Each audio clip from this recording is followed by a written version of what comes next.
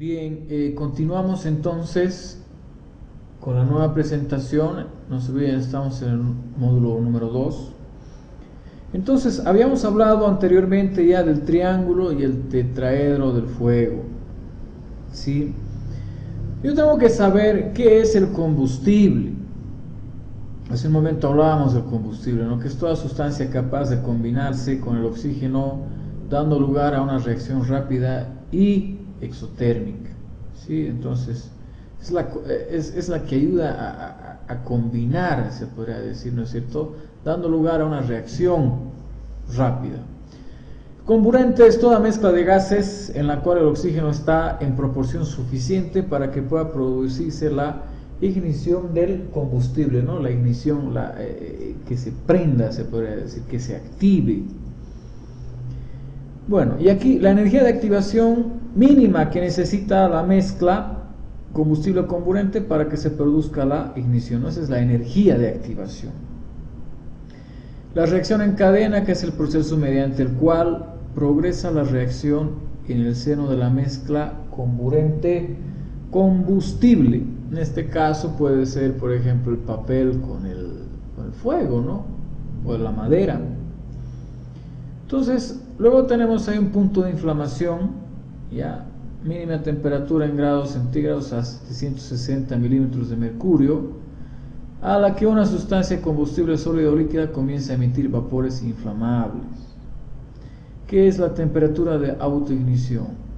¿No? Ahí tenemos la mínima temperatura, que es en grados centígrados a 760 milímetros de mercurio, y bueno, es también un vapor inflamable que entra en ignición. El límite inferior de inflamabilidad es la concentración mínima en tanto por ciento en volumen de gas o vapor en aire.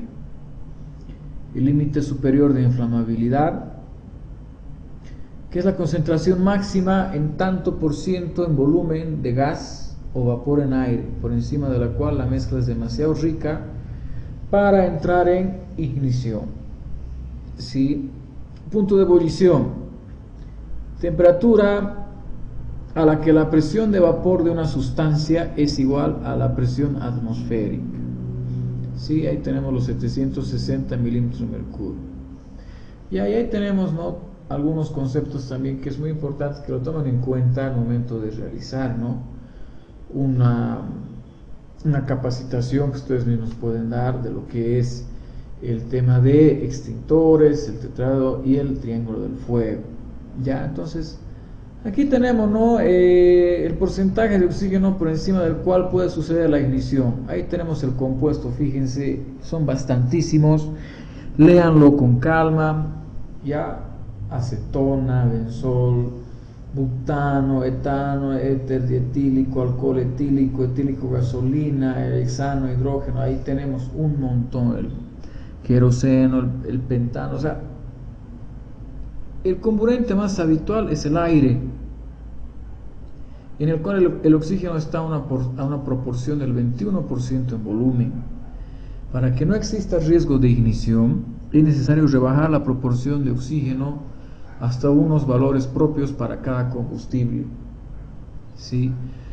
Entonces, ¿por qué, queridos estudiantes, por qué creen ustedes que, por ejemplo, que estamos en la ciudad de Cochabamba, por ejemplo, en la ciudad de Cochabamba, el Parque Tunari, ¿no?, el famoso Parque Tunari, que todo el tiempo se anda con el problema de los incendios, ¿no?, los incendios forestales, todo es gracias a que al viento, al aire, ¿no?, que va, no se apaga bien un fuego, viene un viento y se sigue propagando, ¿no?, en reacción cadena, lo que se dice. Entonces, el comburente más habitual es el aire.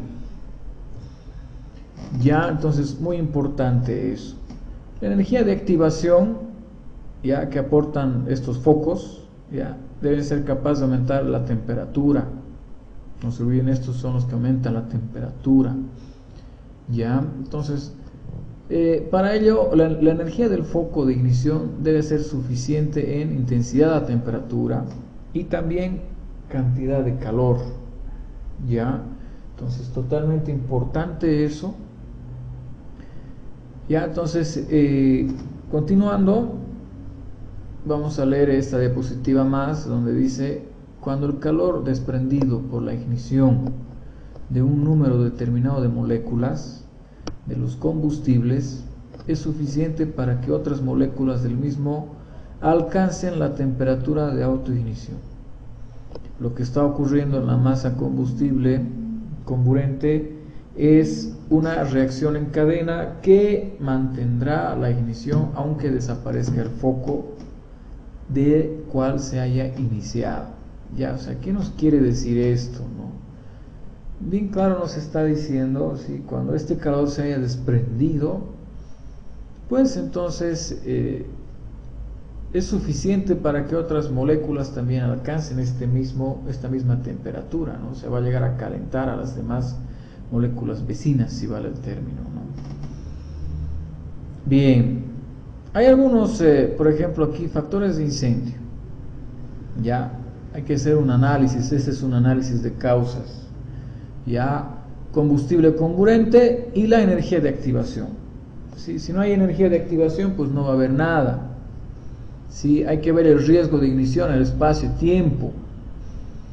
¿Sí? Hay que ver, por ejemplo, la propagación y las consecuencias también. ¿Sí? Dentro de la ignición también no se olviden ya la activación, ¿no? En el espacio, en el tiempo. Ya, entonces, muy importante, ¿no? El combustible entre el límite inferior de inflamabilidad y el límite superior de inflamabilidad, que es LII y el LSI. Ya, entonces, aquí tenemos también algunas consecuencias, ¿no? Es asfixiante, por ejemplo, el dióxido de carbono. El monóxido de carbono es tóxico y anestésico. El ácido cianhídrico es tóxico y anestésico de igual forma. El ácido clorhídrico es irritante. Y ahí tenemos, ¿no? un sinfín de efectos producidos sobre las personas de estos productos de combustión.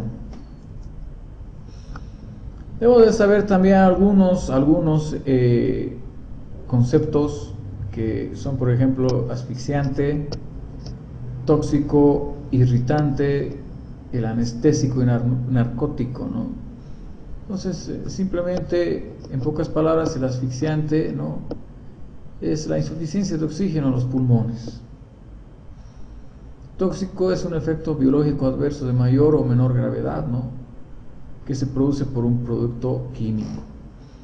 El irritante es el efecto, ya, es el que produce el efecto de irritación o la inflamación, que está producido por una acción química o física del compuesto sobre estas áreas del cuerpo que entra en contacto, ¿no? Principalmente con la piel.